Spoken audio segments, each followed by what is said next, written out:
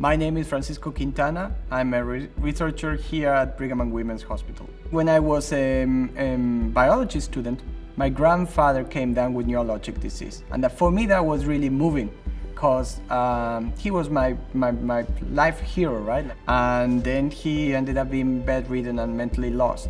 So for me, that triggered me to try to find common ground between immunology and neurodegeneration. And that literally led me to multiple sclerosis. So I think the thing that's innovative about Francisco Quintana, is that he is a very careful scientist and really gets deep into how the immune system works and how the nervous system works. He's discovered things in terms of the immune system and the brain that opens up new areas in a way to study the immune system and to understand and ultimately treat MS.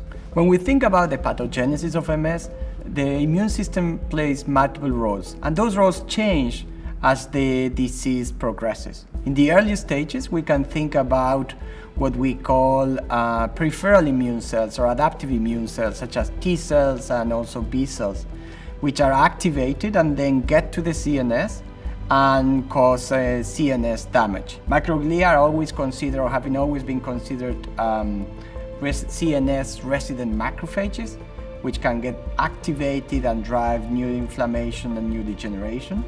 But then also astrocytes, which are the major cell population within the brain, can themselves drive inflammatory responses. We now believe that one of the main drivers of MS progression are actually those CNS resident cells, astrocytes and microglia.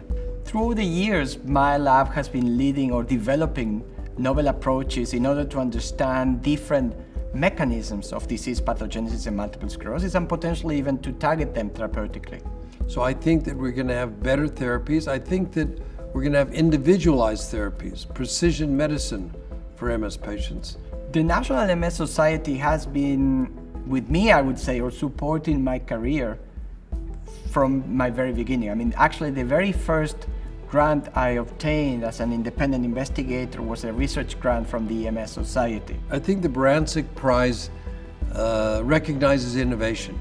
So that means that other researchers who are doing an experiment or having an idea, they might say, well, I don't know if I want to try this, or I don't know whether this will work. It encourages them to do it. What makes me most hopeful is that I think we've opened up a window and opened up a box where we can truly ultimately cure the disease.